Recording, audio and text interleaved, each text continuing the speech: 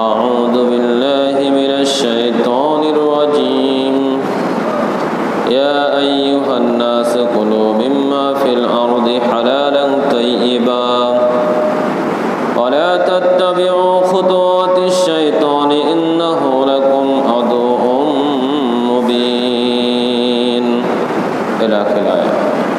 عن جابر رضي الله تعالى عنه قال قال رسول الله صلى الله عليه وسلم لا يدخل الجنة لحم نبت من السحت إلى آخر الحديث. উপস্থিত ঐতিহ্যবাহী বাগহাটা আল আকসা জামে মসজিদের সম্মানিত মুসল্লিবৃন্দ, জবানিকার অন্তরালে শ্রদ্ধাস্পদিনী স্নেহাশীল মা ও ভগ্নীগণ, আলোচনার শুরুতে সে মহান আল্লাহ তাআলা দরবারে লাখো কোটি শুকরিয়া আদায় করছি যে মহান আল্লাহ সুবহানাহু ওয়া তাআলা ঐতিহ্যবাহী আল আকসা জামে মসজিদে আমার মতো একজন নগণ্য এলেমের অর্জনকারী ব্যক্তিকে মিম্বরে পর দাঁড়িয়ে খুতবা প্রদান করার জন্য সুযোগ সৃষ্টি করে দিয়েছেন এবং অত্র দিনে আপনাদেরকে শ্রোতা হিসাবে কবুল করেছেন। সে আল্লাহ তাআলার দরবারে সিজদায়ে শুকর, সকলে বলে আলহামদুলিল্লাহ। দুরুদ ও সালাম রাসূলের প্রতি, যিনি আমাদের মাঝে পরিপূর্ণ একটি জীবন ব্যবস্থা রেখে গিয়েছেন, যে জীবন বিধান অনুকরণ করার জন্য আল্লাহ রাব্বুল আলামিন আমাদেরকে নির্দেশ প্রদান করেছেন। সে রাসূলের প্রতি অগণিত দুরুদ ও সালাম পেশ করি, সকলে বলি সাল্লাল্লাহু আলাইহি ওয়াসাল্লাম। সম্মানিত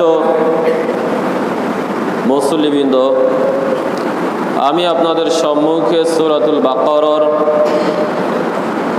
168 নম্বর আয়াত এবং রাসূল সাল্লাল্লাহু আলাইহি ওয়াসাল্লামের জবানি হতে আহমদ দারিমি মিশকাতের 2772 নম্বর হাদিসটি বর্ণনা করে শুনিয়েছি। তেলাওয়াতকৃত আয়াত ও বর্ণিত হাদিসকে কেন্দ্র করে আমি আমার আলোচনার বিষয় নির্ধারণ করেছি খাদ্য গ্রহণের মূলনীতি।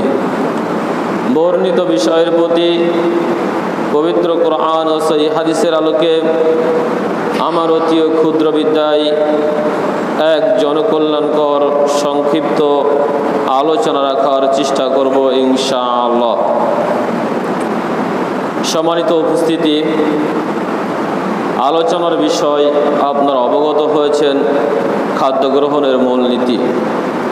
দীর্ঘ সময় আলোচনা হবে, মসজিদের মুসল্লি হয়তোবা পূর্ণ হবে এটাও আশা করি ইনশাআল্লাহ। তবে খুতবার শুরুতেই মুসল্লি থাকলে আলোচনা করতে, বলতে, শুনতে যতটা না ভালো লাগে, শেষের দিকে মুসল্লি আসলে ততটা ভালো লাগে না। আল্লাহ রাব্বুল আলামিন আমাদেরকে যথাসময়ের পূর্বে মসজিদগুলোতে হাজির হয়ে খুতবা শ্রবণ করার মতো মন মানসিকতা এবং তার আপন দয়া আমাদের উপরে অর্পণ করুক, সকলে বলে আল্লাহুম্মা আমিন। সম্মানিত উপস্থিতি, আলোচনার বিষয় খাদ্য গ্রহণের মূলনীতি। অতএব আমরা যে খাদ্য গ্রহণ করে থাকি, এই খাদ্যটা গ্রহণ করার জন্য একটা নীতিমালা রয়েছে, আল্লাহ প্রদত্ত, রাসূল সাল্লাল্লাহু আলাইহি ওয়াসাল্লাম প্রদর্শিত। এই নীতিমালা অনুকরণ করে আপনাকে আমাকে দুনিয়ার বুকে খাদ্য গ্রহণ করতে হবে, কারণ খাদ্যই হলো সব। আপনার খাদ্য যদি হালাল না হয়, আপনার খাদ্য যদি বৈধ না হয়, তাহলে আপনার ইবাদত বন্দিগি কোনো প্রকার কাজে আসবে না, এটাই চূড়ান্ত কথা। অতএব আপনাকে আমাকে ইবাদত কবুলের পূর্বে খাদ্য সম্পর্কে সঠিক ধারণা নিয়ে আসতে হবে। কারণ আপনি যদি সারা রাত ধরে কাবা ঘরের গিলাফ ধরে কাঁদেন, তবু আল্লাহর কোনো যায় আসে না যদি আপনার খাদ্যটা হালাল না হয়। অতএব খাদ্য সম্পর্কে আপনাকে আগে সম্যক জ্ঞান রাখতে হবে। ইবাদত কবুলের পূর্বে আপনার খাদ্য সম্পর্কে সঠিক ধারণা রাখতে হবে। এজন্য আমি আপনাদের সম্মুখে খাদ্য গ্রহণের মূলনীতি বিষয়টি উপস্থাপন করেছি। খাদ্য গ্রহণের মূলনীতির প্রথম নীতি হচ্ছে আপনাকে হালাল খাদ্য গ্রহণ করতে হবে, হারাম থেকে বিরত থাকতে হবে। এ বিষয়ে আল্লাহ রাব্বুল আলামিন সূরা বাকারার 168 নম্বর আয়াতে বলছেন, ইয়া আইয়ুহান নাসু কুলু মিম্মা ফিল আরদি হালালান তাইয়্যিবান ওয়া লা তাত্তাবিউ খুতুওয়াতিশ শাইতান ইন্নাহু লাকুম আদুউম মুবিন। আল্লাহ রাব্বুল আলামিন এখানে বলছেন, হে পৃথিবীর মানব জাতি, তোমরা পৃথিবী হতে তা হতে খাও যা তোমাদের জন্য হালাল এবং পবিত্র, হালালান তাইয়্যিবা, যা আমি আল্লাহ তোমাদের জন্য হালাল করেছি এবং যেটা আমি তোমাদের জন্য পবিত্র হিসাবে ঘোষণা করেছি। তোমরা পৃথিবী হতে, হে মানব জাতি, এখান থেকে খাদ্য গ্রহণ করো। তোমরা শয়তানের পদঙ্গ অনুসরণ করিও না, কেননা শয়তান তোমাদের প্রকাশ্য শত্রু। আল্লাহ রাব্বুল আলামিন এখান থেকে আমাদেরকে খাদ্য গ্রহণের মূলনীতি ঘোষণা করলেন। ঘোষণাটি হচ্ছে এই, দুনিয়ার মানুষ, দুনিয়াতে যা কিছু আছে সব কিছু খাও, আমি দুনিয়াতে যা কিছু দিয়েছি সব কিছু খাও, তবে এটুকু নির্ণয় করো সেটা হালাল কিনা পবিত্র কিনা।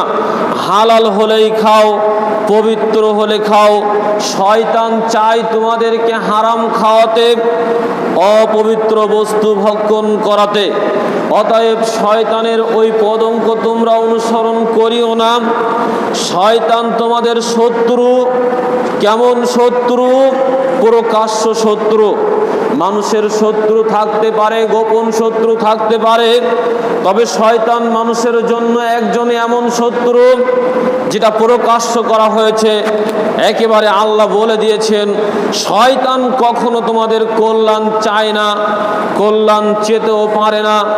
শয়তান সব সময় তোমাদেরকে খারাপের দিকে নিয়ে যাবে, হারামের দিকে নিয়ে যাবে, অপবিত্র বস্তুর দিকে নিয়ে যাবে। হারামটা তোমাদের সামনে সুন্দর করে উপস্থাপন করবে, অপবিত্র বস্তুটা তোমাদের সামনে আকর্ষণীয় জৌলসপূর্ণভাবে শয়তান উপস্থাপন করবে, যাতে করে তোমরা আল্লাহর আদেশ ভুলে গিয়ে ওই হারামের ভিতরে পতিত হও, ওই অপবিত্র খাদ্যের ভিতরে পতিত হও। অতএব সম্মানিত উপস্থিতি, আমাদেরকে দুনিয়ার বুকে হালাল খাদ্য গ্রহণ করতে হবে, পবিত্র খাদ্য গ্রহণ করতে হবে। হালাল পবিত্র ছাড়া ইবাদত করে আল্লাহর দরবারে ইবাদত কবুলযোগ্য করা যাবে না। এ বিষয়ে আবু হুরায়রা রাদিয়াল্লাহু তাআলা আনহু বলেন, রাসূল সাল্লাল্লাহু আলাইহি ওয়াসাল্লাম বলেছেন, ইন্নাল্লাহা তাইয়্যিবুন লা ইয়াকবালু ইল্লা তাইয়্যিবান, নিশ্চয়ই আল্লাহ রাব্বুল আলামিন পবিত্র, লা ইয়াকবালু ইল্লা তাইয়্যিবান, এবং আল্লাহ রাব্বুল আলামিন পবিত্র বস্তু ছাড়া কোনো কিছু গ্রহণ করেন না। ওয়া আন্নাল্লাহা আমারাল মুমিনিনা বিমা আমারা বিহিল মুরসালিন, তিনি নবীগণকে যে নির্দেশ প্রদান করেছেন সেই একই নির্দেশ প্রদান করেছেন মুমিন মুসলিমদেরকেও। এ পর্যন্ত আপনি আবার বুঝুন। আবু হুরায়রা রাদিয়াল্লাহু তাআলা আনহু বলছেন, রাসূল সাল্লাল্লাহু আলাইহি ওয়াসাল্লাম বলেছেন, আল্লাহ তাআলা নিজে একজন পবিত্র সত্তা এবং তিনি মানুষের নিকট থেকে পবিত্র বস্তু ছাড়া কোনো কিছু গ্রহণ করেন না।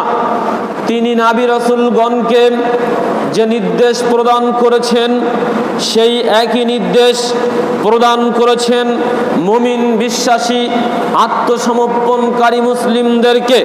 তিনি নবী রাসূলগণকে কি নির্দেশ প্রদান করেছেন এ বিষয়ে সূরা মুমিনুন 51 নম্বর আয়াত আল্লাহ রাব্বুল আলামিন বলেন, ইয়া আইয়ুহার রাসূলু কুলু মিনাত তাইয়্যিবাতি ওয়া আমালু সালিহান ইন্নী বিমা তা'মালুনা আলিম। আল্লাহ রাব্বুল আলামিন বলেন, হে রাসূলগণ, তোমরা হালাল বস্তু হতে খাদ্য গ্রহণ করো এবং তোমরা আমার ইবাদত করো। হে নবী রাসূলগণ, তোমরা দুনিয়া থেকে হালাল বস্তু হতে খাদ্য গ্রহণ করো, ওয়ামিলু সালিহান এবং সৎ আমলে সালে করো। জেনে রাখো, ইন্নী বিমা তা'মালুনা আলিম, তোমরা যা কিছু করো না কেন সে বিষয়ে আমি আল্লাহ সব কিছু অবগত রয়েছি। একথা আল্লাহ বলেছেন সূরা মুমিনুন 51 নম্বর আয়াতে। অতএব আল্লাহ মুমিনগণকে নির্দেশ দিয়েছেন যে নির্দেশ, একই নির্দেশ নবী রাসূলগণকে দিয়েছেন।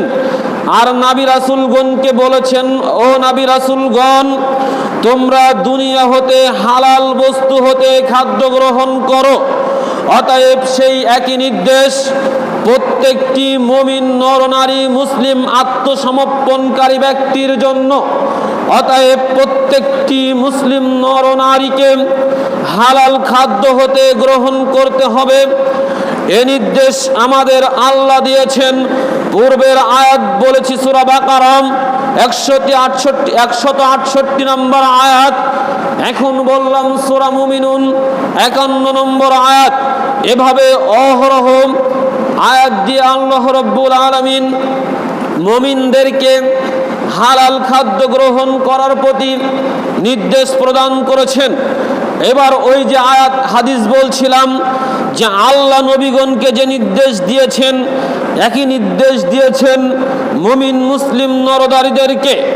অতঃপর আমাদের নবী বললেন, সুম্মা যাকারার রাজুলু ইতুলুস সাফার আশআসা আকবার, একজন ব্যক্তি দূর দূরান্তে সফরে রয়েছে, একজন ব্যক্তি দূর দূরান্তে সফরে রয়েছে। আশআসা আকবার, তার গায়ে রয়েছে ধুলাবালি, মাথার চুলগুলো এলোমেলো। একজন ব্যক্তি দূর দূরান্তে সফরে রয়েছে, তার গায়ে রয়েছে ধুলাবালি, মাথার চুলগুলো এলোমেলো। ইয়ামুদ্দু ইয়াদাইহি, এমত অবস্থায় দুটি হাত আসমানের দিকে তুলে, ইয়ামুদ্দু ইয়াদাইহি ইলাস সামাই, এমত অবস্থায় ওই ব্যক্তি তার দুটি হাত আসমানের দিকে উঠিয়ে বলছেন, ইয়া রব্বি ইয়া রব্বি, হে আমার রব, হে আমার রব। এ পর্যন্ত আবার আপনাকে বলছি। আল্লাহ রাসূল বলছেন, আল্লাহ নিজে পবিত্র, তিনি পবিত্র বস্তু ছাড়া গ্রহণ করেন না। তিনি নবী রাসূলগণকে যে নির্দেশ দিয়েছেন সেই একই নির্দেশ দিয়েছেন মুমিন মুসলিমদেরকে। অতঃপর আমাদের নবী বললেন, কোরআনের 100 মুমিনের 51 নম্বর আয়াত, অতঃপর আমাদের নবী বললেন, একজন ব্যক্তি দূর দূরান্তে সফরে রয়েছে, তার গায়ে রয়েছে ধুলাবালি, মাথার চুলগুলো এলোমেলো। এমত অবস্থায় ওই সফরকারী ব্যক্তি তার দুটি হাত আসমানের দিকে উঠিয়ে আল্লাহকে কাতর কণ্ঠে বলছে, ইয়া রব্বি ইয়া রব্বি, হে আমার প্রতিপালক, হে আমার প্রতিপালক, হে আমার রব। এবার আপনাকে আমি দুটি বাক্য বুঝাই। নবী মুহাম্মদ সাল্লাল্লাহু আলাইহি ওয়াসাল্লাম বলেছেন, পৃথিবীতে যদি তিনজন ব্যক্তি দোয়া করেন, তিনজন ব্যক্তি পৃথিবীতে দোয়া করবে, কবুল হবে আসমানে। তিনজন ব্যক্তি দোয়া করবে দুনিয়াতে, কবুল হবে আসমানে। অতএব তিনজন ব্যক্তি দোয়া করলেই কবুল হবে। আমাদের নবী বলছেন, তিনজন ব্যক্তির দোয়া পৃথিবীর কোনো বাধা আটকাতে পারে না। তিনজন ব্যক্তির দোয়া পৃথিবীর কোনো বাধা আটকাতে পারে না, একেবারে সরাসরি আল্লাহর দরবারে কবুল হয়ে যায়। তার একজন হচ্ছেন পিতামাতা যদি সন্তানের জন্য দোয়া করে, একজন হচ্ছেন মাজলুম যদি দোয়া করে, তার উপরে জুলুম করা হয়েছে ওই জুলুমকারীর বিরুদ্ধে যদি দোয়া করে, আর যদি মুসাফির দোয়া করে আল্লাহর কাছে সফরে থেকে, অতএব সফরে থেকে যদি কোনো ব্যক্তি আল্লাহর কাছে দোয়া করে, তার দোয়া কবুল হবে। আসমান জমিনের কোনো শক্তি তার দোয়াকে আটকাতে পারবে না, একথা আমাদের নবী বলেছেন। হাদিসে যিনি দোয়া করছেন তিনি মুসাফির, হাদিসে যিনি দোয়া করছেন তিনি মুসাফির। সুম্মা যাকারার রুজুলা ইতুলু সাফারা, তিনি দূর দূরান্তে সফরে রয়েছেন। আমাদের নবী বলছেন তার চেহারা পরিবর্তন হয়ে গিয়েছে, গায়ের রং পাল্টে গিয়েছে, গায়ে ধুলাবালি রয়েছে, মাথার চুল এলোমেলো হয়ে গিয়েছে। অতএব হাদিসে যিনি দোয়া করছেন ইনি মুসাফির, অতএব ইনার দোয়ার একটি গতি রয়েছে, এই হাদিস প্রমাণ করে। এবার দ্বিতীয় বাক্য আপনাকে যেটা বলছিলাম সেটা হলো এই, আমাদের আল্লাহ এত লজ্জাশীল, আমাদের আল্লাহ এত লজ্জাশীল, আমাদের আল্লাহর এত লজ্জা, আমাদের আল্লাহর এত লজ্জা।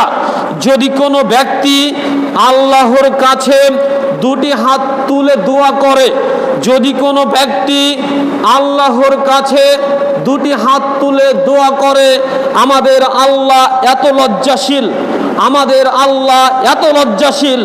ওই যে ব্যক্তি দুটি হাত তুলে আল্লাহর কাছে দোয়া চাইলো, ওই হাতকে খালি হাতে ফিরিয়ে দিতে আমাদের আল্লাহর লজ্জাবোধ হয়, আমাদের আল্লাহর লজ্জাবোধ হয়, আমাদের আল্লাহর লজ্জাবোধ হয় যে ওই ব্যক্তি আমার কাছে দুটি হাত তুলে দোয়া করলো, আমি আল্লাহ কি করে ওই হাতে কিছু না দিয়ে ফিরিয়ে দিই। আমার কাছে ওই ব্যক্তি দুটি হাত তুলে দোয়া করেছে, আমার আল্লাহ, আমি আল্লাহ, আমার লজ্জাই বাঁধে ওই দুটি হাতকে আমি কিভাবে খালি হাতে ফিরিয়ে দিই। অতএব আমাদের আল্লাহ লজ্জার খাতিরে হলেও ওই হাতে কিছু না কিছু দেন, ওই হাতে কিছু না কিছু দেন। কেউ দুটি হাত তুললে ওই হাতকে আল্লাহ ফিরিয়ে দেন না, আমাদের আল্লাহ এত লজ্জাশীল, একথা আমাদের নবী বলেছেন। সুবহানাল্লাহ। সম্মানিত উপস্থিতি, হাদিসে যিনি দোয়া করছেন সুম্মা ইয়ামুদ্দু আলাইহি ইলা সামাই, তিনি তার দুটি হাত আসমানের দিকে উঠে দোয়া করছেন। হাদিসে যিনি দোয়া করছেন তিনি তার দুটি হাত আসমানের দিকে উঠিয়ে দোয়া করছেন, ইয়া রব্বি ইয়া রব্বি। অতএব দোয়া কবুল যাদের হয়, দোয়া কবুল যারা করলে হবে হবে হবেই, তাদের ভিতরে মুসাফির একজন। এই ব্যক্তি মুসাফির, ইনার দোয়ার ধরন হলো দুটি হাত আসমানের দিকে উঠিয়ে কাতর কণ্ঠে ইয়া রব্বি বলে বলছেন, হে আমার রব, আমি একজন মুসাফির মানুষ, আমি দূর দূরান্তে সফরে এসে আমার সহায় সম্পদ সব হারিয়ে ফেলেছি, আমি আজ বিপদগ্রস্ত, আমি আজ হতাশাগ্রস্ত, আমি আজ দিক বিদিক হারিয়ে ফেলেছি। আল্লাহ তুমি তো রহমান, তুমি তো দয়াবান, তুমি তো মুসাফিরের দোয়া কবুল করো বলেছো, তুমি তো মুসাফিরের দোয়া কবুল করো বলেছো। তোমার কাছে দুটি হাত তুললে তুমি লজ্জাশীল, তুমি লজ্জা বোধ করো ওই হাতকে খালি হাতে ফিরিয়ে দিতে। আল্লাহ মুসাফির অবস্থায় গায়ে ধুলাবালি নিয়ে মাথার চুলগুলো এলোমেলো দিকহারা হয়ে একমাত্র তোমার শরণাপন্ন হয়ে তোমার কাছে দুটি হাত তুলে আমি আল্লাহর কাছে দোয়া করছি, আমি একজন মুসাফির। আল্লাহ আমি বড় বিপদে, তুমি আমার বিপদ থেকে রক্ষা করো, তুমি আমার বিপদ থেকে হেফাজত করো। এভাবে দোয়া করছেন। দুটা বৈশিষ্ট্য এই ব্যক্তির ভিতরে রয়েছে। অতঃপর আমাদের নবী বলছেন অমাতআমুহু হারামুন, তার খাদ্য হচ্ছে হারাম, অমাশরাবুহু হারামুন, তার পানি হচ্ছে হারাম, অমালবাসুহু হারামুন, তার পোশাকটি হচ্ছে হারাম, অগুজিয়া বিল হারামি, সে জীবিকা নির্বাহ করে হারাম পন্থায়। ফাআন্না ইস্তাজাবু লিযালিক, এবার তোমরা বলো কি করে এই হারামখোরের দোয়া আল্লাহ কবুল করতে পারে। মুসলিম মিশকাত হাদিস নম্বর 2760। বর্ণিত হাদিস পেশ করেন আপনাদের সামনে যে কথা উপস্থাপন করার চেষ্টা করেছিলাম, দুনিয়ার বুকে মুসাফিরের দোয়া কবুল হবে এটা চূড়ান্ত, সরাসরি আসমানে কবুল হয়ে যায়। কেউ যদি দুটি হাত তুলে আল্লাহর কাছে দোয়া করে, ওই হাতকে খালি হাতে ফিরিয়ে দিতে আল্লাহ লজ্জা বোধ করেন। আল্লাহর এত লজ্জা, আল্লাহর এত লজ্জা, ওই হাত খালি হাতে ফিরিয়ে দিতে লজ্জা বোধ করেন। এরপরেও হাদিসে যিনি মুসাফির অবস্থায় দুটি হাত তুলে দোয়া করছেন, এর দোয়া কবুল হয়নি বলে আমাদের নবী বলছেন মুসলিম মিশকাতের 2760 নম্বর হাদিসে, যে তার খাদ্য হচ্ছে হারাম, তার পানি হচ্ছে হারাম, তার পোশাক হচ্ছে হারাম, তার যাবতীয় অর্থ উপার্জন জীবিকা নির্বাহ করে হারাম পন্থায়। ফান্না ইস্তাজাবুল জালিক, তোমরা এবার বলো কি করে এই হারাম অন্বেষণকারী, হারাম ভক্ষণকারী, হারাম পথে জীবিকা অন্বেষণকারীর দোয়া, এই হারাম খোরের দোয়া আল্লাহ কি করে কবুল করতে পারে? অতএব মুসাফির হয়েও দুটি হাত তুলেও সালাত সিয়াম করেও কাবা ঘরের গিলাফ ধরে কেঁদেও রাত্র পার করে দিও, হজের ময়দানে আল্লাহর দরবারে ক্রন্দন করেও কোনো লাভ হবে না যদি আপনার আমার খাদ্য হালাল না হয়। সম্মানিত উপস্থিতি, আমাদের নবী মুহাম্মদ সাল্লাল্লাহু আলাইহি ওয়াসাল্লাম বলেছেন, আন জাবির রাদিয়াল্লাহু তাআলা আনহু قال قال رسول الله صلى الله عليه وسلم لا يدخل الجنة لحم نبت من السحت। আহমদ দারমি মিশকাত হাদিস নম্বর 2772।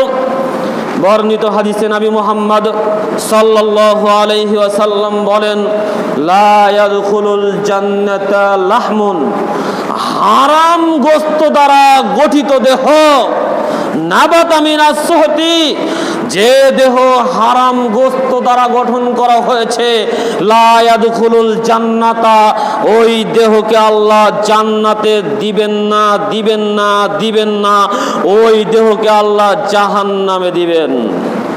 সম্মানিত উপস্থিতি, অতএব দেহে গোশত লাগানোর পূর্বে, দেহে মাংস লাগানোর পূর্বে, রক্ত তৈরি করার পূর্বে আপনি একবার ভাবেন আপনার দেহের রক্ত মাংস হালাল দিয়ে তৈরি হচ্ছে না হারাম দিয়ে তৈরি হচ্ছে। যদি আপনার দেহ তৈরি হয় হারাম উপার্জন দিয়ে, তাহলে আপনার দেহ জাহান্নামে যাবে, যাবে, যাবে, যাবে। এ কথা চূড়ান্ত, এ কথা ঠিক, এ কথা সত্য। এ কথাকে উল্টে ধরার ক্ষমতা পৃথিবীতে কারণ নেই যদি আল্লাহ কিয়ামতের মাঠে আপনার প্রতি নিছক দয়া না করে। সম্মানিত উপস্থিতি, আল্লাহ রব্বুল আলামিন সূরা মুহাম্মাদের 12 নম্বর আয়াতে যারা হারাম খায় ওদেরকে মানুষ বলে আখ্যায়িত করেননি। যারা হারাম খায় তাদেরকে মানুষ বলে আখ্যায়িত করেননি। যদিও আপনার কাছে কথাটি শুনতে খারাপ লাগতে পারে, তবে আল্লাহ তো এভাবেই বলেছেন।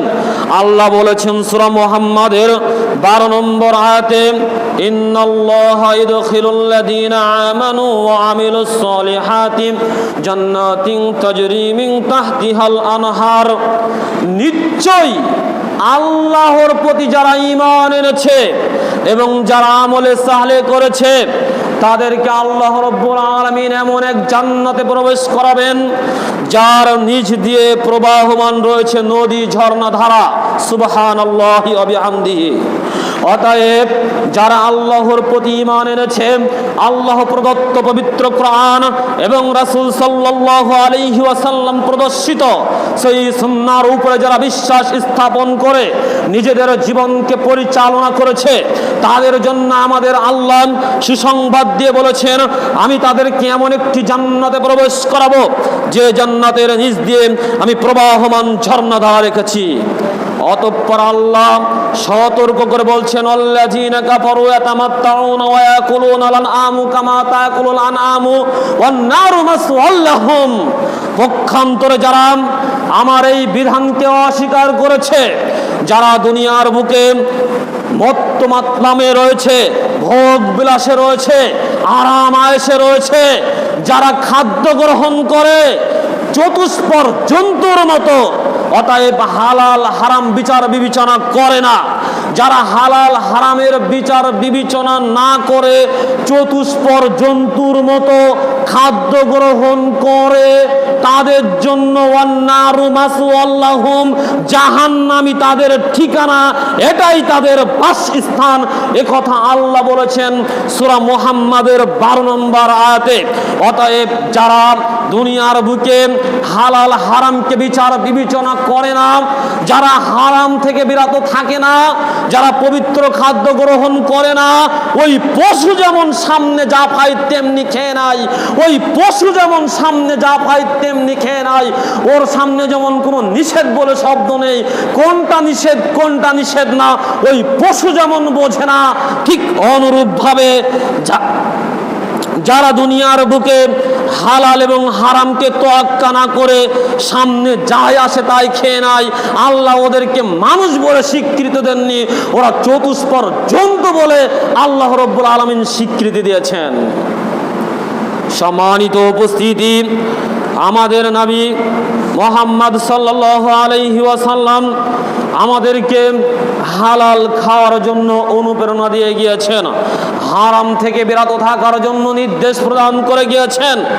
আমি শুধু একটা কথা বলবো, নবী করিম সাল্লাল্লাহু আলাইহি ওয়াসাল্লামের সাহাবীগণ হারাম থেকে কিভাবে বাঁচার চেষ্টা করতেন।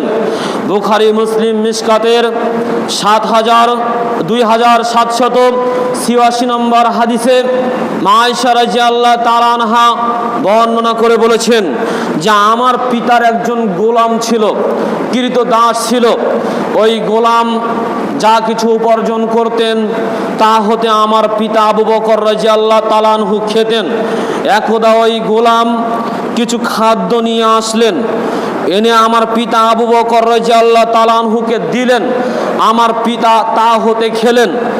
এবার গোলাম বললেন, ও আবু বকর রাদিয়াল্লাহু তাআলা আনহু, আমি যে আপনাকে খাদ্যটা দিলাম আপনি খেয়ে নিলেন, তবে তো জিজ্ঞাসা করলেন না আমি এই খাদ্যটা কিভাবে উপার্জন করেছি।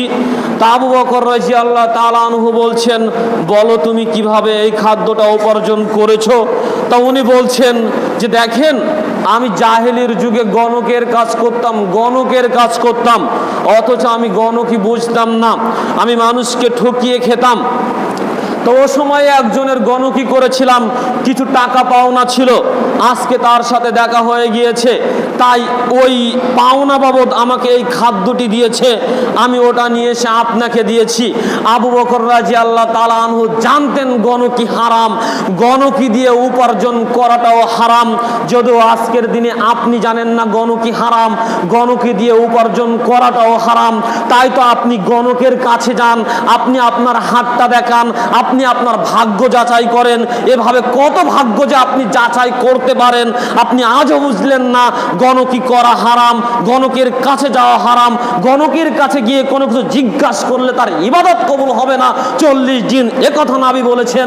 এখনো পর্যন্ত আপনি জানলেন না, আপনি আহলে হাদিস, আপনি এখনো গণকে বিশ্বাস করেন, আপনি গণকের কাছে যান।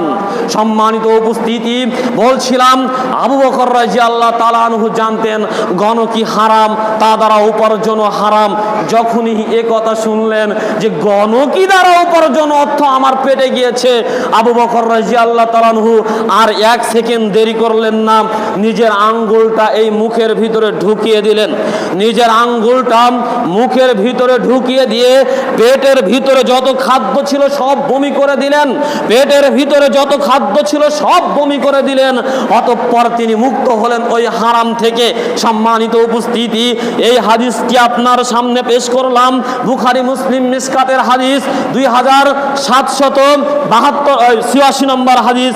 এই হাদিস পেশ করে আপনাকে বলতে চাচ্ছিলাম, দেখেন রাসূলের সাহাবাগণ হারামকে বেঁচে থাকার জন্য কত চেষ্টা করতেন। যখনই জেনেছেন যে আমার পেটে এটা হারাম গিয়েছে, তখনই নিজের আঙ্গুল ঢুকিয়ে দিয়ে পেটের ভিতর থেকে যা কিছু রয়েছে সব কিছু বের করে দিয়েছেন।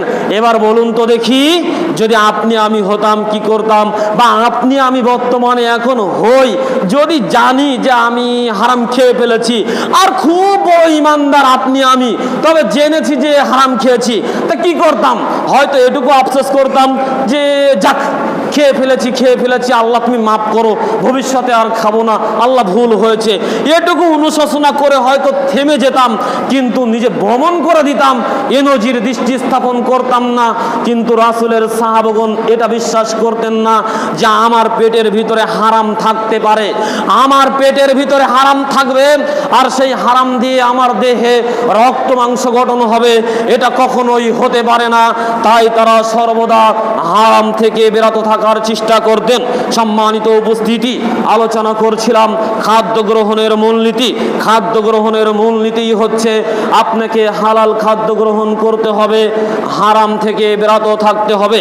এ বিষয়ে বিস্তারিত অনেক আলোচনা রয়েছে, তবে আপনার সামনে আরও কিছু গুরুত্বপূর্ণ নীতি বলতে চাচ্ছি। খাদ্য গ্রহণের আরও কিছু গুরুত্বপূর্ণ নীতি বলতে চাচ্ছি, যে নীতিকে আপনি আমি বর্তমান সময়ে তোয়াক্কা করি না, যে নীতিকে আপনি আমি কোনো প্রকার ভ্যালু করি না, যাকে বলে মূল্যায়নই করি না, অথচ খাদ্য গ্রহণের সময়ে এই নীতিটাকে আপনাকে ফলো করতে হবে। যেমন খাদ্য গ্রহণের একটি উল্লেখযোগ্য নীতি হচ্ছে, আপনি যখন খাদ্য পানি গ্রহণ করবেন তখন বসে খাদ্য গ্রহণ করবেন, বসে খাদ্য পানি গ্রহণ করবেন। কেননা আনাস রাদিয়াল্লাহু তাআলা আনহু হতে বর্ণিত, নবী সাল্লাল্লাহু আলাইহি ওয়াসাল্লাম বলেছেন, আন্নাহু নাহা আইয়াশরাবার রাজুলু কাঈমান। নবী করিম সাল্লাল্লাহু আলাইহি ওয়াসাল্লাম দাঁড়িয়ে পানি পান করতে নিষেধ করেছেন। নবী করিম সাল্লাল্লাহু আলাইহি ওয়াসাল্লাম দাঁড়িয়ে পানি পান করতে নিষেধ করেছেন। হাদিসটি মুসলিম মিশকাত হাদিস নম্বর 4266 নম্বর হাদিস। বর্ণিত হাদিসে নবী সাল্লাল্লাহু আলাইহি ওয়াসাল্লাম মানুষদেরকে দাঁড়িয়ে পানি পান করতে নিষেধ করেছেন। অপর এক হাদিসে আবু হুরায়রা রাদিয়াল্লাহু তাআলা আনহু বলেন, নবী সাল্লাল্লাহু আলাইহি ওয়াসাল্লাম বলেছেন, লা ইয়াশরাবুন্না আহাদুম মিনকুম কাঈমান ফামান নাসিয়া মিনকুম ফালয়াস্তাকি। শোনো দুনিয়ার মানুষ, তোমরা দাঁড়িয়ে পানি পান করিও না। ও দুনিয়ার মানুষ, তোমরা দাঁড়িয়ে পানি পান করো না। যদি তোমাদের ভিতরে কেউ ভুলবশত দাঁড়িয়ে পানি পান করে বসে, যদি তোমাদের ভিতরে কেউ ভুলবশত দাঁড়িয়ে পানি পান করে বসে, তাহলে সে যেন বমি করে দেয় সাথে সাথে। হাদিসটি মুসলিম মিশকাত হাদিস নম্বর 4267। বর্ণিত হাদিস দিয়ে রাসূল সাল্লাল্লাহু আলাইহি ওয়াসাল্লাম দাঁড়িয়ে পানি পান করতে নিষেধ করেছেন। এমনকি ভুল করে যদি কেউ দাঁড়িয়ে পানি পান করে, তাহলে তাকে সাথে সাথে বমি করে দিতে বলেছেন। এটাই ফতোয়া। আপনি দাঁড়িয়ে পানি পান করতে পারেন না, আপনি দাঁড়িয়ে পানি পান করতে পারেন না, অথচ আপনি অহরহ আপনি দাঁড়িয়ে পানি পান করছেন, একবারও আপনি বসে পানি পান করছেন না, অথচ আপনার জন্য বসার সুব্যবস্থা রয়েছে। আপনি এত যে একটা স্ট্যান্ডার্ড পরিবারের মানুষ, বসে পান করলে আপনার সম্মানের হানি হয়, তাই আপনি দাঁড়িয়ে পান করছেন। রাসূলের হাদিসকে অপমান করে, রাসূলের সিদ্ধান্তকে কটাক্ষ করে, রাসূলের সিদ্ধান্তকে বুড়ি আঙ্গুল দেখিয়ে আবার আপনি নিজেকে মুসলিম বলে দাবি করেন, আপনি আবার নিজেকে আহলে হাদিস বলে দাবি করেন। কি করে হতে পারে? সম্মানিত উপস্থিতি, আপনি বলতে পারেন বুখারী মুসলিম মিশকাতের 4268 নম্বর হাদিসে তো ইবনে আব্বাস রাদিয়াল্লাহু তাআলা আনহু বর্ণনা রয়েছে যে ইবনে আব্বাস রাদিয়াল্লাহু তাআলা আনহু একদা জমজমের এক বালতি পানি নিয়ে আসলেন, আর রাসূল সাল্লাল্লাহু আলাইহি ওয়াসাল্লাম তা দাঁড়িয়ে পান করলেন। এই হাদিসের ব্যাপারে হাদিসের বিদ্বানগণ বলেছেন, এ সময় হয়তো নবী সাল্লাল্লাহু আলাইহি ওয়াসাল্লাম মানুষের জনবলের কারণে বসার সুযোগ পাননি, তাই তিনি দাঁড়িয়ে পান করেছেন। এই হাদিসের ব্যাপারে বিদ্বানগণ এই অভিমতই দিয়েছেন। তাছাড়াও আপনি বলতে পারেন তিরমিজি মিশকাতের একটা হাদিস রয়েছে, যেটা 4275 নম্বর হাদিস, যে আব্দুল্লাহ ইবনে আমর রাদিয়াল্লাহু তাআলা আনহু বলছেন, আমরা রাসূলের যুগে চলা অবস্থায় খেতাম, দাঁড়া অবস্থায় পান করতাম। এই হাদিসটি রাসূল সাল্লাল্লাহু আলাইহি ওয়াসাল্লাম থেকে বলা হয়েছে। আরও একটি হাদিস আপনাকে বলি, আমর ইবনে শুআইব রাদিয়াল্লাহু তাআলা আনহু আন আবিহি আন জিদ্দিহি। আমর ইবনে শুআইব রাদিয়াল্লাহু তাআলা আনহু তার পিতা তার দাদা হতে বর্ণনা করে বলেন, ক্বালা রাআইতুন নবী সাল্লাল্লাহু আলাইহি ওয়াসাল্লাম ইয়াশরাবু কাঈমান আও কাঈদান। আমি নবী করিম সাল্লাল্লাহু আলাইহি ওয়াসাল্লামকে দাঁড়িয়ে এবং বসে উভয় অবস্থায় পান করতে দেখেছি। বলেছি, হাদিসটি তিরমিজি মিশকাত হাদিস নম্বর 4277 বর্ণিত হাদিসে রাসূল সাল্লাল্লাহু আলাইহি ওয়াসাল্লাম আমাদেরকে জানিয়েছেন যে রাসূল সাল্লাল্লাহু আলাইহি ওয়াসাল্লাম কে আমর ইবনে শুআইব রাদিয়াল্লাহু তাআলা আনহু দাঁড়ানো এবং বসা উভয় অবস্থায় পান করতে দেখেছেন, এ কথা বলা হয়েছে। অতএব সম্মানিত উপস্থিতি, পূর্বের হাদিসগুলোতে নিষেধ করা হয়েছে, এখানে বলা হয়েছে। সম্মানিত উপস্থিতি, হাদিসের বিদ্বানগণ বলেছেন নবী করিম সাল্লাল্লাহু আলাইহি ওয়াসাল্লাম বিশেষ কারণে, অসুবিধার কারণে জীবনে এক অথবা দুই দিন দাঁড়িয়ে পান করেছেন, বিশেষ অসুবিধার কারণে। তাছাড়া জীবনে সব সময় তিনি বসে পান করেছেন। অতএব জীবনের কোনো লগ্নে যদি এমন হয়ে যায় যে বসার কোনো ব্যবস্থা নেই, দাঁড়িয়েই পান করাই লাগবে, সে সময় যেন একজন মুসলিম, একজন উম্মতি মুহাম্মাদি পাপী না হয়ে যায়। তাই ইসলাম আমাদের নবীর মাধ্যমে অনুমোদন দিয়ে গিয়েছেন। যেমন আপনাকে বসে প্রস্রাব করতে হবে, এটাই শরিয়াত। যেমন আপনাকে বসে প্রস্রাব করতে হবে, এটাই শরিয়াত। তবে নবী সাল্লাল্লাহু আলাইহি ওয়াসাল্লাম কোনো এক সময়ে দাঁড়িয়ে প্রস্রাব করলেন। কারণ কি?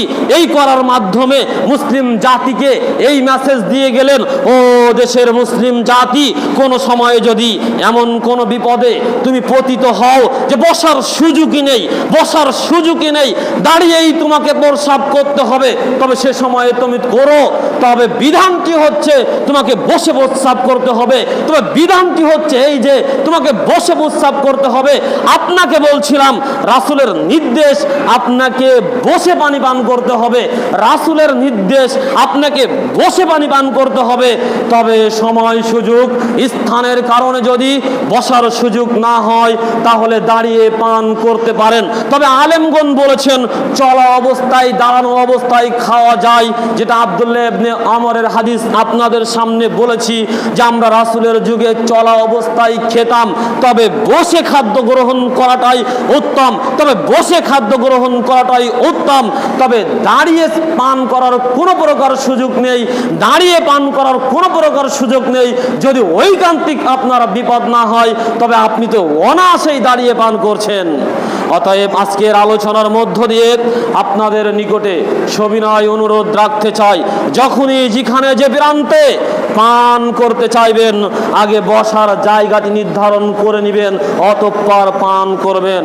এরপরে দ্বিতীয় বাক্য বলছিলাম, আপনাকে ডান হাতে পান করতে হবে। নবী সাল্লাল্লাহু আলাইহি ওয়াসাল্লাম বলেছেন, আব্দুল্লাহ ইবনে আমর রাদিয়াল্লাহু তাআলা আনহু বর্ণনা করেছেন, ইজা আকালা আহাদুকুম ফালয়াকুল বিয়ামিনিহি ওয়া ইজা শারিবা ফালয়াশরাব বিয়ামিনিহি। মুসলিম মিশকাত হাদিস নম্বর 4162 বর্ণিত হাদিসে আমাদের নবী মুহাম্মদ সাল্লাল্লাহু আলাইহি ওয়াসাল্লাম বলেছেন, যখন তোমাদের কোনো ব্যক্তি খেতে চায় তখন সে যেন ডান হাতে খায়।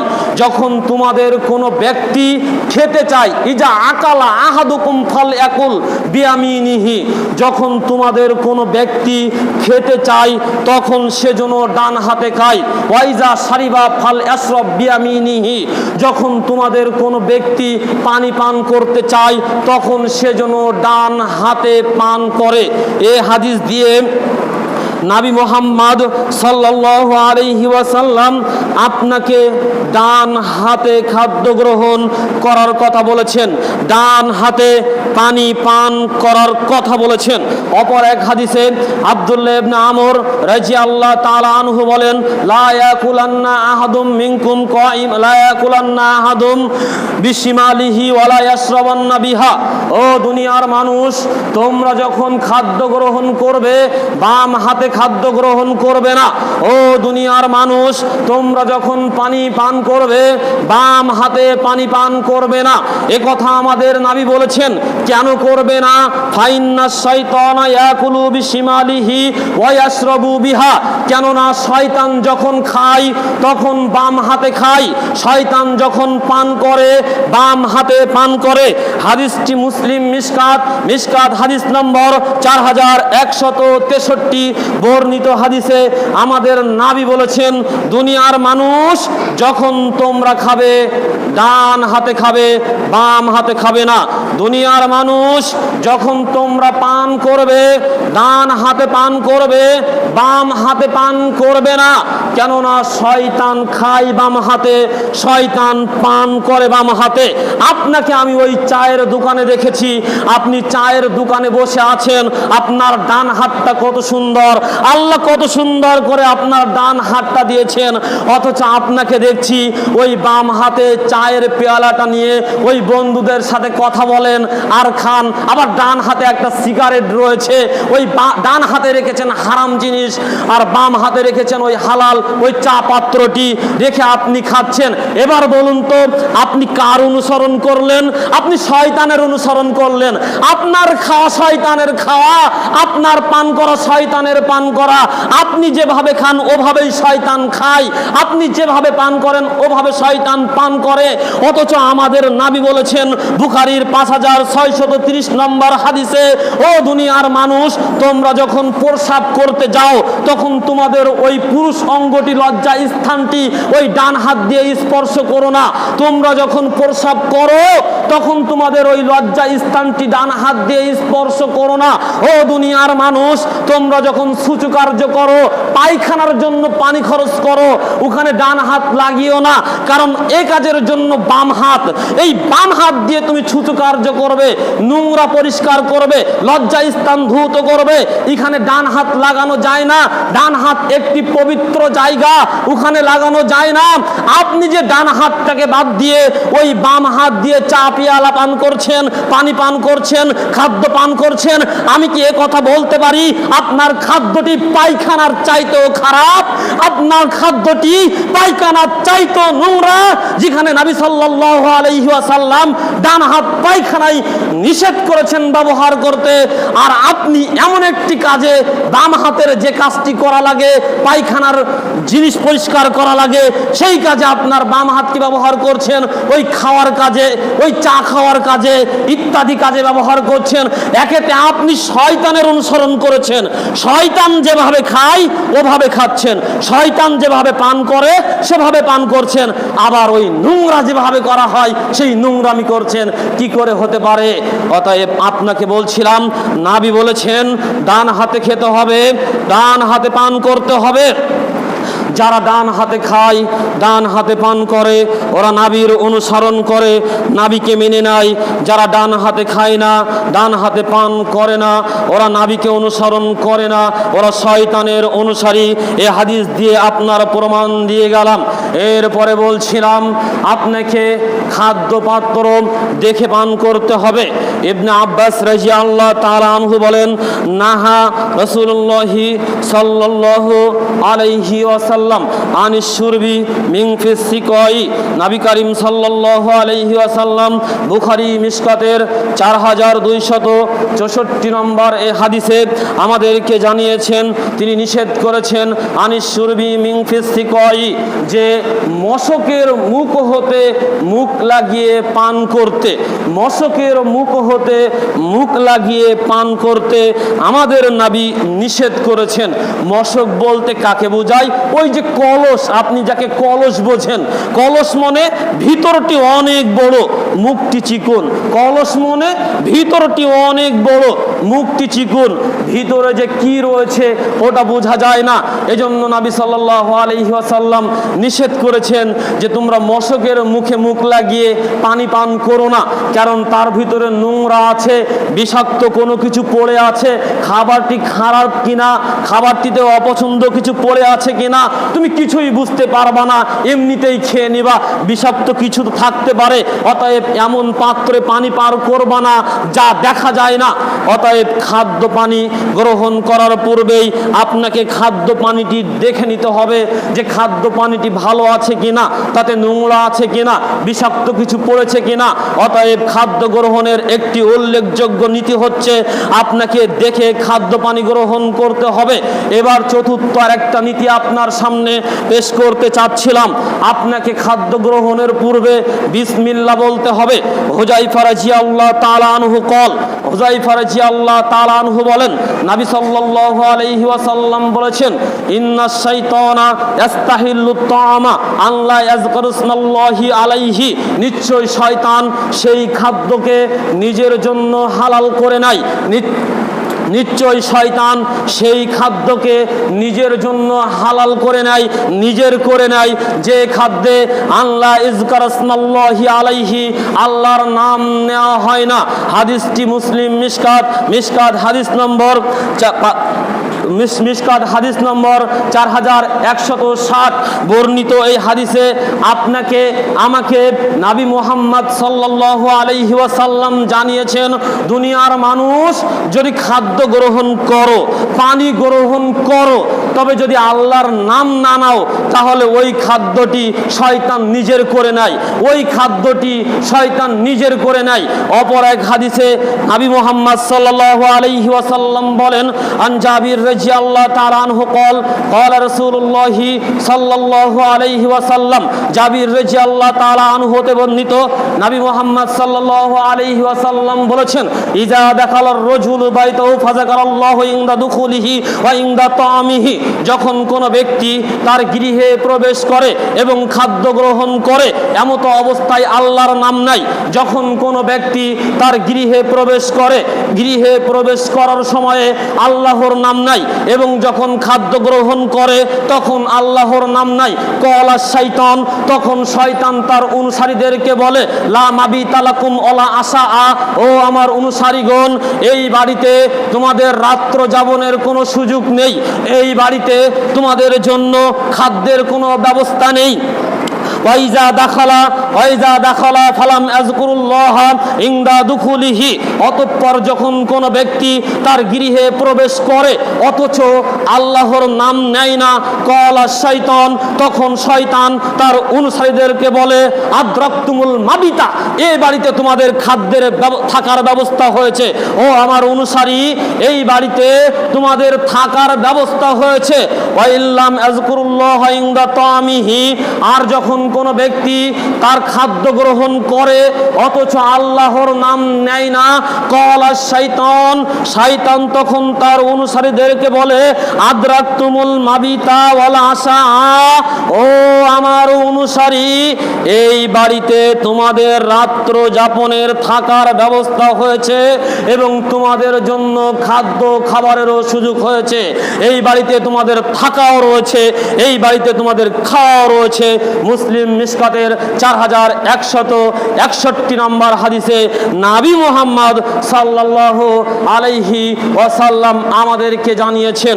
বর্ণিত ওই হাদিস দুটি পেশ করে আপনাদের সামনে আমি যে কথা বলতে চাচ্ছিলাম, যদি আপনি খাদ্য গ্রহণ করেন, আল্লাহর নাম না নেন, তাহলে ওই খাদ্য শয়তান খায়, তাহলে ওই খাদ্য শয়তান খায়। যখন আপনি খাদ্য গ্রহণ করলেন, আল্লাহর নাম নিলেন না, তখন আপনি খাচ্ছেন, আপনার সাথে শয়তানও খায়, আপনি খাচ্ছেন, আপনার সাথে শয়তানও খায়। এবার আপনি বলেন, আপনি শয়তানের সাথে খেতে বসে কি করে খাদ্যের বরকত আশা করতে পারেন? আপনি শয়তানের সাথে খেতে বসে কি করে খাদ্যের বরকত আশা করতে পারেন? আপনার খাদ্যের এক সাইডে শয়তান, আপনার খাদ্যের এক সাইডে আপনি, আপনার পানিপাত্রের এক সাইডে শয়তান, আপনার পানিপাত্রের এক সাইডে আপনি, দুইজন একই পাত্রে একই জায়গায় ঠোঁট লাগিয়ে খাদ্য পানি গ্রহণ করছেন আর আল্লাহর কাছে বরকতের দোয়া করছেন। কি করে বরকত হতে পারে? বরকত হবেই না, এটাই চূড়ান্ত। অতএব বলছিলাম, খাদ্য পানি গ্রহণের পূর্বেই আপনাকে আল্লাহর নাম বিসমিল্লাহ নিতেই হবে, তাহলে তা না হলে আপনার খাদ্য শয়তান নিয়ে খেয়ে নেবে। সম্মানিত উপস্থিতি, এরপরে যে বিষয়টি বলতে চাচ্ছিলাম সেটা হচ্ছে এই, খাদ্য যখন খাবেন তখন যদি পানি হয় তাহলে 3 নিঃশ্বাসে খাবেন। যেমন এ বিষয়ে আনাস রাদিয়াল্লাহু তাআলা আনহু কান রাসূলুল্লাহ সাল্লাল্লাহু আলাইহি ওয়াসাল্লাম, আনাস রাদিয়াল্লাহু তাআলা আনহু হতে বর্ণিত নবী করিম সাল্লাল্লাহু আলাইহি ওয়াসাল্লাম হতে বর্ণনা করেছেন ইয়াতানাফাসু ফিশ শারাবি সালাসান, নবী করিম সাল্লাল্লাহু আলাইহি ওয়াসাল্লাম 3 নিঃশ্বাসে পানি পান করতেন। মুসলিম মিশকাত হাদিস নম্বর 4263 বর্ণিত হাদিস দিয়ে সুস্পষ্টভাবে জানতে পারলাম নবী সাল্লাল্লাহু আলাইহি ওয়াসাল্লাম যখন পানি পান করতেন তখন 3টি নিঃশ্বাস নিয়ে ধীরে ধীরে পানি পান করতেন। মুসলিমের অপর বর্ণনায় বলা হয়েছে এভাবে পানি পান করলে তৃপ্তিদায়ক, স্বাস্থ্যের জন্য উপকার। কতটা উপকার সেটা বৈজ্ঞানিক আলোচনা করলেই বুঝতে পারবেন। তবে আপনাকে বলতে চাচ্ছিলাম 3 নিঃশ্বাসে পানি পান করতে হবে। এমনকি খাদ্য পাত্রের ভিতরে আপনি নিঃশ্বাস ফেলতে পারবেন না, খাদ্য পাত্রে আপনি ফু দিতে পারবেন না। এ বিষয়ে ইবনে আব্বাস রাদিয়াল্লাহু তাআলা আনহু বলেন নাহা রাসূলুল্লাহ সাল্লাল্লাহু আলাইহি ওয়াসাল্লাম, নবী সাল্লাল্লাহু আলাইহি ওয়াসাল্লাম নিষেধ করেছেন আন ইয়াতানাফাসু ফিল ইনাই আও ইনফাকা ফিহি, নবী সাল্লাল্লাহু আলাইহি ওয়াসাল্লাম খাদ্য পানি পাত্রের ভিতরে নিঃশ্বাস ফেলতে, খাদ্য পানি পাত্রের ভিতরে নিঃশ্বাস ফেলতে এবং তার ভিতরে ফু দিতে নবী সাল্লাল্লাহু আলাইহি ওয়াসাল্লাম নিষেধ করেছেন। তিরমিজি মিশকাত হাদিস নম্বর 4277 বর্ণিত হাদিস দিয়ে আমি জানতে পারলাম খাদ্য পাত্রের ভিতরে আপনি নিঃশ্বাস ফেলতে পারবেন না এবং তার ভিতরে আপনি ফু দিতে পারবেন না। অপর এক হাদিসে আবু সাঈদ খুদরি রাদিয়াল্লাহু তাআলা আনহু বলেন নাহা রাসূলুল্লাহ সাল্লাল্লাহু আলাইহি ওয়াসাল্লাম আনিশ শুরবি মিন সুলমাতিল কদাহি, নবী সাল্লাল্লাহু আলাইহি ওয়াসাল্লাম আমাদেরকে নিষেধ করেছেন ছিদ্রযুক্ত পেয়ালার ছিদ্র হতে পানি পান করতে, ওয়ান ইনফাকা ফিশ শারাবি এবং খাদ্য পাত্রের ভিতরে পানি পাত্রের ভিতরে ফু দিতে আমাদেরকে নিষেধ করেছেন। আবু দাউদ মিশকাত হাদিস নম্বর 4280 বর্ণিত হাদিসগুলো পেশ করে আপনাকে বলতে চাচ্ছিলাম যখন আমি খাদ্য পানি পান করব তখন যদি পানি হয় তাহলে 3 নিঃশ্বাসে ধীরে ধীরে পান করব।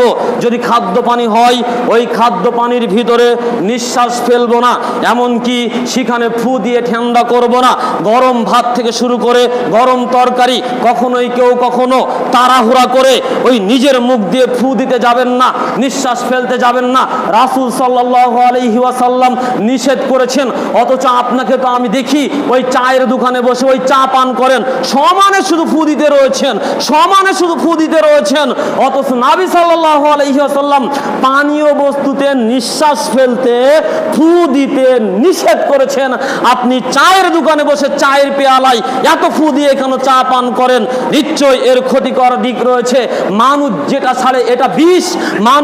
ছাড়ে এটা বিষ, আর এই বিষ সহজেই আপনার ওই চা গরম খাদ্য গ্রহণ করে নেয়। অতএব ছাড়লেন বিষ আবার গ্রহণ করবেন বিষ, এটা কি করে হতে পারে? অতএব নবী সাল্লাল্লাহু আলাইহি ওয়াসাল্লামের এই সুন্নাতকে অনুসরণ করবেন। চা পেয়ালা পান করার সময়ে, খাদ্য পান করার সময়ে কখনো তাড়াহুড়া করে ওই নিজের মুখের ফু দিয়ে ওটাকে ঠান্ডা করার চেষ্টা করবেন না। ধৈর্য ধারণ করুন, ঠান্ডা হলেই তারপর গ্রহণ করুন। জেনে রাখুন শয়তান আপনাকে উগ্রতা ছড়ায়। সাহাল ইবনে সাদ রাদিয়াল্লাহু তাআলা আনহু বলেন আল ইনাতু মিনাল্লাহ ওয়াল উজলাতু মিনাশ শায়াতিন, নিশ্চয় ধীর স্থিরতা আল্লাহর পক্ষ হতে আসে আর শয়তানের পক্ষ হতে আসে তাড়াহুড়া।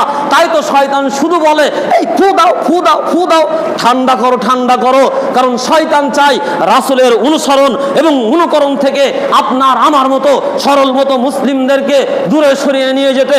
অতএব কেউ খাদ্য পানিতে ফু দিয়ে পান করবেন না।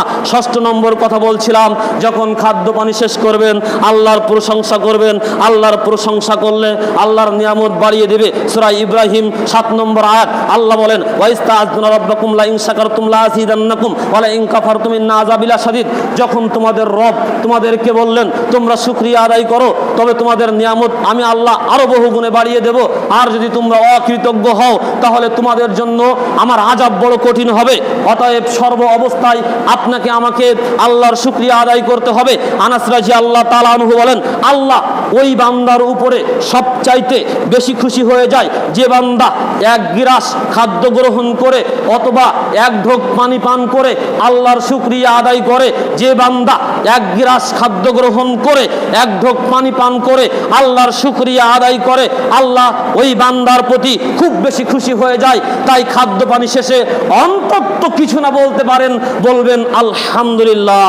কিছু না বলতে পারেন, বলবেন আলহামদুলিল্লাহ। অনেক দোয়া রয়েছে, এগুলো বলতে পারেন, সময় এখন নেই, তবে সংক্ষিপ্ত বাক্য আপনাকে শিখিয়ে গেলাম। আপনি বলবেন আলহামদুলিল্লাহ। খাদ্য গ্রহণের আরো কিছু বিশেষ মূলনীতি রয়েছে। খাদ্য যখন গ্রহণ করবেন, বাড়ির সকলেই একসাথে গ্রহণ করবেন। একজন লোক রাসূল সাল্লাল্লাহু আলাইহি ওয়াসাল্লামকে বললেন, এ নবী, আমরা খাদ্য গ্রহণ করি কিন্তু তৃপ্তি হয় না। নবী সাল্লাল্লাহু আলাইহি ওয়াসাল্লাম বললেন, নিশ্চয়ই তোমরা পৃথক পৃথকভাবে খাদ্য গ্রহণ করো। তিনি বললেন, জি, আমরা পৃথক পৃথকভাবে খাদ্য গ্রহণ করি। নবী বললেন, তোমরা একত্রে খাদ্য গ্রহণ করবে, আল্লাহর নাম নেবে, তোমাদের খাদ্যে বরকত নাজিল হবে। সুবহানাল্লাহ। অতএব যখন খাদ্য গ্রহণ করবেন তখন একত্রে খাদ্য গ্রহণ করবেন, কাজের লোককে নিয়ে খাদ্য গ্রহণ করবেন। নবী সাল্লাল্লাহু আলাইহি ওয়াসাল্লাম বলেছেন, তোমাদের সামনে যখন কোনো কাজের লোক ওই খাদ্য পরিবেশনকারী খাদ্য নিয়ে আসে, তোমরা তাকে সাথে নিয়ে খাদ্য গ্রহণ করো। যদি পরিবেশের কারণে সাথে নেওয়ার সুযোগ না হয়, তাহলে ওই খাদ্য হতে কিছু খাদ্য তাকে দিয়ে দাও, কেননা সে এর জন্য কষ্ট করেছে এবং আগুনের তাপ সহ্য করেছে। অথচ বর্তমান সময়ে আপনার আমার বাড়ির কাজের লোক সাথে নেওয়া তো দূরের কথা, ওই হাড়ির শেষ তলানো অংশ পর্যন্ত পায় না। অথচ নবী সাল্লাল্লাহু আলাইহি ওয়াসাল্লাম পরিবার সহ কাজের লোককে সাথে নিয়ে খাদ্য গ্রহণ করার কথা বলেছেন। নবী সাল্লাল্লাহু আলাইহি ওয়াসাল্লাম বলেছেন, যখন তোমরা খাদ্য গ্রহণ করবে, আঙ্গুলগুলো চেটে চেটে খাবে, প্লেটটা চেটে চেটে খাবে। ওই যে কাঁসার প্লেট, ওই যে টিনের প্লেট, ওই যে মেলামাইন প্লেট, ওই যে গিলাস, ওটা তোমার জন্য দোয়া করে, ওটা তোমার জন্য দোয়া করে। নুবাইশা রাদিয়াল্লাহু তাআলা আনহু বলেন, নবী সাল্লাল্লাহু আলাইহি ওয়াসাল্লাম বলেছেন, যখন কোনো ব্যক্তি খাদ্য খায়, অতঃপর তার প্লেট, খাদ্য পাত্র চেটে পরিষ্কার করে নিয়ে খায়, তখন ওই প্লেটটি, ওই টিনের প্লেট, ওই স্টিলের প্লেট, ওই মেলামাইন প্লেট, ওই কাঁসার প্লেট, ওই গিলাস আপনার জন্য দোয়া করে। যাকে আপনি জড় পদার্থ বলছেন, ও আল্লাহকে বলে, ও আল্লাহ, তুমি এই ব্যক্তিকে জাহান্নাম থেকে বাঁচাও যেভাবে আমাকে ও শয়তান থেকে বাঁচিয়েছে। সুবহানাল্লাহ। অতএব খাদ্য পাত্র খাওয়ার শেষে চেটে পরিষ্কার করে খাবেন। সংক্ষিপ্ত আলোচনা দিয়ে আজকের আলোচনা এখানে শেষ করলাম। সম্মানিত উপস্থিতি, আপনাদের মাঝে আলোচনা করছিলাম খাদ্য গ্রহণের মূলনীতি। খাদ্য গ্রহণের মূলনীতি হচ্ছে আপনাকে হালাল খেতে হবে, হারাম থেকে বিরত থাকতে হবে। আপনাকে খাদ্য খাওয়ার সময়ে বসে খেতে হবে, ডান হাতে খেতে হবে, দেখে খেতে হবে, বিসমিল্লাহ খেতে হবে। পানীয় হলে 3 নিঃশ্বাসে খেতে হবে। খাদ্যের ভিতরে ফু এবং নিঃশ্বাস দেওয়া যাবে না। খাওয়ার শেষে আলহামদুলিল্লাহ বলবেন। মানুষ যখন খেতে বসবেন একত্রে বসবেন, কাজের লোককে একসাথে নিয়ে বসবেন এবং খাদ্যপত্র শেষে চেটে পরিষ্কার করে খাবেন।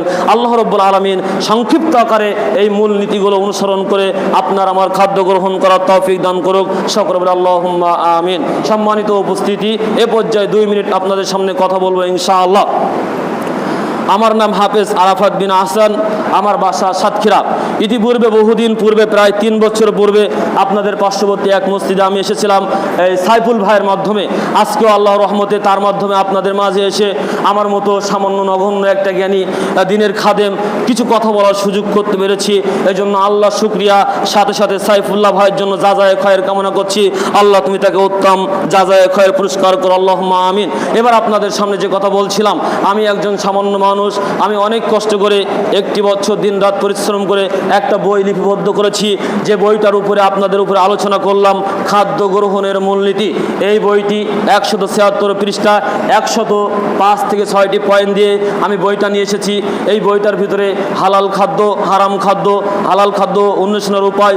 আমরা অনেক সময় জিজ্ঞাসা করি যে কোন খাদ্যগুলো হালাল, কোন খাদ্যগুলো হারাম, এটা খাওয়া যাবে কিনা, ওটা খাওয়া যাবে কিনা, বহু প্রশ্নের সম্মুখীন হতে হয়।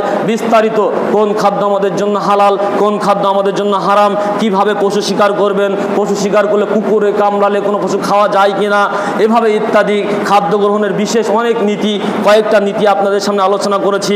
106টা পয়েন্ট দিয়ে এই বইটা আমি ছাপিয়েছি। মেহমানদারি কিভাবে করবেন, কিভাবে খাদ্য পরিবেশন করবেন, খাদ্য কিভাবে হারাম হতে পারে, খাদ্যের বরকত কিভাবে হতে পারে, কিভাবে দোয়া করলে ঋণ যদি ওই আকার চুমকি হয় তবু আপনি সেই ঋণ পরিশোধ করতে পারবেন, কিভাবে আপনার খাদ্যের বরকত আসতে পারে। এক কথায় খাদ্যের উপরে এক বিস্তারিত আলোচনা আমার জানা মতে বাংলা ভাষাভাষী খাদ্যের উপরে অদ্বিতীয় এক বই আমার জানা মতে আব্দুল্লাহ বিন আব্দুর রাজ্জাক ভাইয়ের একটা বই রয়েছে রিজিক, যেখানে শুধু রুজি সম্পর্কে লেখা রয়েছে যে রুজি কিভাবে অন্বেষণ করবেন।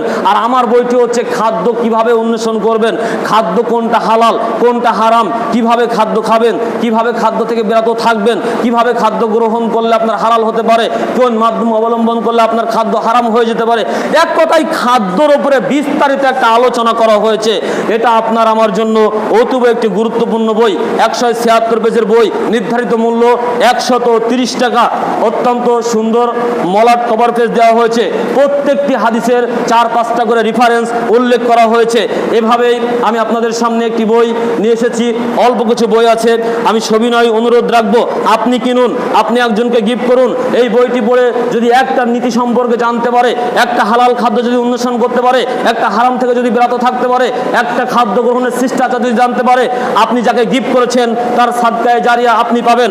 আপনাদের জন্য আমি নিজে লেখক হিসাবে এই বইটির দাম 130 টাকার জায়গায় 100 টাকা করে গ্রহণ করব।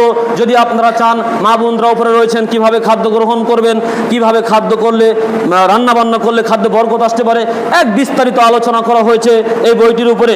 আপনাদের কাছে সবিনয় অনুরোধ রাখলাম আপনারা 100 টাকাকে মূল্যায়ন না করে বইটিকে মূল্যায়ন করে নিজের জন্য নিন, অন্য এক বন্ধুকে উপহার দেওয়ার জন্য বইটি গ্রহণ করুন। অল্প কিছু বই রয়েছে, 100 টাকা করে আপনারা গ্রহণ করবেন। এ দাবি এবং দোয়া রেখে আজকের দিনের সংক্ষিপ্ত খুতবা এখানে শেষ করছি। আকাউলি হাযা আস্তাগফিরুল্লাহ লাকুম।